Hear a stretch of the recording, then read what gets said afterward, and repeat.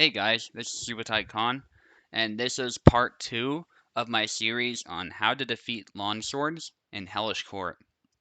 And in this time, I'm going to be focusing on going on the offensive more and putting your foot on the gas pedal, so to speak, to apply pressure, as that is what I do in this fight against Zera, who's probably one of the harder characters to do that against for many players, me included sometimes. He's very intimidating. And in general, I'm trying to disprove this myth that exists in the Hellish Court community that Longsword is playing the game on easy mode and that it's overpowered. And there's no doubt that Longsword is really powerful, but I'm here to show you that there are some reliable ways to take on Longswords and that really player skill is the deciding factor and that a lot of people go into this with a really bad mindset. And I think that often results in the poor results that they have engaging these longsword characters. So let's get right into the video here. For context, this is the USFC 22. This is the title match, me against Toasted Bread. And essentially I'm fighting for the champion title here. These are a series of duels we do every week in the Hellish Quart community. Link in the Discord below if you're interested in participating in events like this and the tournaments we do. So essentially, I'm fighting Toasted Bread here, and he is considered one of the best Zera players in the server. So this is not an easy call at all. He's defeated many people in title fights. And I'm here to win my champion title. I've done it already way back in the origins of the USFC, but I'm here to win it back again as I've lost it a while back. Against the Zera, in fact, so it's kind of poetic in that way, I suppose, but it'll be a lot of fun. So let's get into it. One thing with Zera, Pekola has a guide on it that I'll try and link in the description below too. But the thing with him is a lot of people struggle to get in because he has very deceptive timing. But once you get that timing down with a lot of practice, you can get inside the pocket. And that's where Zera is at his weakest if you read Pekola's guide. And I think Toasted Bread's guide gets into that as well. Like if you get close to Zera, his attacks get awkward. And so this is where saber characters can really excel against him. Having a big longsword like this is great and all, but and it's not as bad in the pocket as some might think, but still pretty terrible if you compare it to sabers oftentimes. So let's get into this here. You'll see me play more aggressive here, especially because I'm using my main. I main Alexander, so you'll find I'm more comfortable, and I use some more advanced tactics that I did not use with Barabash in the previous video in that random characters tournament.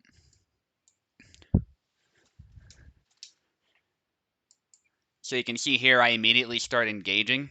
And essentially I'm trying to get right in his face. And I land 2 hits there and finally land a stab. And that nets me a point really early on, which I think is really good psychologically speaking. And Toasted Bread here gets impatient and rushes in. That's sometimes what he does. He likes this calm before the storm aggression. But when Zera does that, you can take advantage of it if you don't get afraid of him. That's really the key. At any point, you do not want to get scared of him. And Toasted Bread did a good job there of just sniping me as I came in. There I'm going for the cut thrust combo. A little bit fast paced, so it's hard to sort of talk this through here. But as I was saying, Toasted Bread is doing a very good job as well. He does not make this fight easy for me, so I definitely make some mistakes here. Like there, sticking my blade out could have been very bad, I would say.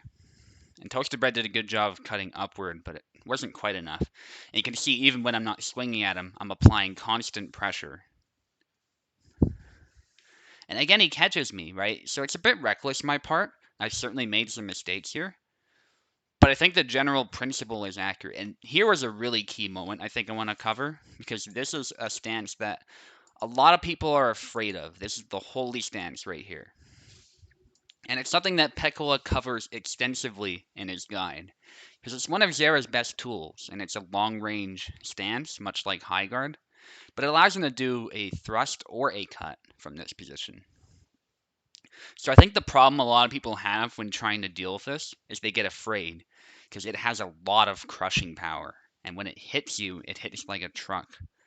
And sure, he looks wide open, but you think, oh, he must be setting up a trap. And sometimes they do that. Sometimes they actually cancel it and rapidly do it over and over again to sort of mess with your head. And essentially the way you want to deal with this is you don't want to let him get in your head. You just have to march forward and hit him. But make sure that guard is up. Don't ignore your defense. But essentially, it comes down to closing the distance and finding that opportunity. You don't want to be afraid of it whatsoever. Sometimes sidestepping can work too, but I don't know if I'd try that with Alexander necessarily, despite his footsies. It's just something about his guard. If you hit his side, you can hit him more easily. But you can see here, he doesn't even have a chance to quite get a powerful swing in, it seems. And that's because I was in the pocket and I was able to hit his head. And so that's a point for me right there. And it's 3-3, right? It hasn't been easy exactly. And there I got a bit overzealous. I'm trying to like draw him in and hit him in the head. But Toasted just hits my arm. So good on him there. And there I managed to wrap my blade around and hit him. And as you can see here, I think Toasted Bread at some points underestimated the reach of my sword. And that's another theme of this video, I think. It's that you're able to push the offensive a bit and get snipes in because you have surprising reach with a saber, at least with many of the characters.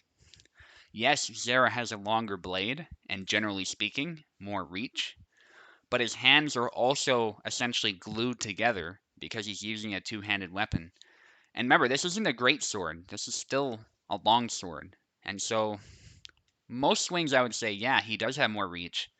But at the same time, I can extend my arm out more, and I've got a long saber, so it's really easy to underestimate my reach when I'm playing with Alexander, especially with my footwork. If you don't watch those feet and what I'm up to, you can get surprised and suddenly get hit in the arm or the head.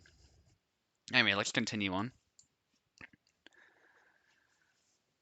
So Toasted rushes in there, and I thought I could get an easy hit to the head, but he did a really good job with the sidestep, and it hit my arm. That's a weak spot in his guard, actually. You can get inside and hit his arm. And then there's my classic thrust and then cancel into sideways slash. That's not in his move list, actually. That's just something I've sort of invented myself. And there's a bit of clashing of swords here, and then again perform that combo. Sometimes it's more reliable than the regular thrust and cut combo. I will leave a guide for that in the description that I made, so that you guys can sort of learn that if you want. And here you can see I'm able to just sort of push forward and get hits in his arm, and getting in the pocket made him very uncomfortable. And Zera's arms are sometimes quite exposed, right? So you want to get at the sides sometimes, get at those arms. Yeah, there's the ringlet girls there. It's kind of funny. It's a little theme we do because it's based on UFC, right? So a lot of fun for sure. Be sure to check Vineyard out. I'm the co-host of this event, but I'm not the one who hosts it, so make sure you check out his stuff and join us. It's a lot of fun. Anyway, this is the second round. I stick with Alexander. Toasted sticks with Zera. So at this point, Toasted's a bit on the back foot here, and I'm trying to exploit that. We get a good clashing of swords here. And one thing you'll notice is, of course, we get a double to start off. That's always fun. One thing you'll notice is sometimes I'm cutting into his attacks too, and sometimes that is enough to set him aside. A theme of Longswords is, well, this is a really cool attempt by him to cancel, but anyway, sometimes Longswords can easily crash through your defense. So if you can cut into the blade, into the flat, instead of simply statically blocking it, that can help you defend against it as well. Additionally, footwork too. If you can just step back and then wait for an opportunity for the longsword to expose himself, that can be helpful as well. But anyway, I'm just going to go back a little bit because this is a really cool moment here. So Toasted goes with Holy Stance, and this was really smart in his part. This is something you really got to watch out for with Zera, and I nearly fell for it. So he goes for Holy Stance. I thought I could stab him. I wasn't afraid of the Holy Stance. You remember my advice earlier, which said to not be afraid of it. And here I follow it, but I go for a stab, and that leaves me a bit vulnerable, and he nearly sniped my arm there. Very close. Something to be aware of, they like to cancel that Holy Stance, like I think I was talking about a little bit earlier, and you saw it here, he tried to pull back and cut me. To no success, but very good effort on his part, and here another double was forced. So you can see Toasted's using all of his tools, right? He's by no means a bad player. He gets a cut to my leg there, good rush, but I took the opportunity to hit the head. When Zera's head is exposed like that, you gotta take that opportunity if you feel that it's safe. And it's something you learn as you fight him, really. And it can be tricky even for pro players, but it's very doable, as you can see here. And here I'm able to snipe him with the arm cut in the exchange, and then you get a stab. No kill, but I got him tired. And that's another way you can deal with Zera on the offensive, is you can get quick snipes in and let the Zera player, who is often very active, as you're seeing here, sort of tire himself out. And there I do a 3-hit combo to take him out from the cancels that I've been talking about earlier. And when Zera gets on your flank like that, it's very especially dangerous, I would say. If he does what he did there, you can also push like I do later, but additionally, like, the safest option is probably the back away, if we go back. These happen really quickly, so it's hard to narrow it down. But yeah, there, when he gets to your side like that, I think usually the safest option is simply to back away. And not do what I did. But you can also push like I was doing, and that if you want to be really aggressive, that's a good way too. And I do 2 rapid cuts.